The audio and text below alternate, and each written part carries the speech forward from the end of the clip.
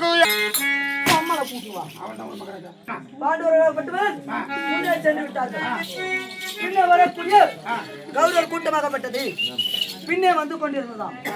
ஒரு வயதிலே நாவல் மரம். நாவல் மரம் என்றால் என்ன? அது நான் தினத்திலே நாவல் மரம். ஆமா, நாவல் மரம்.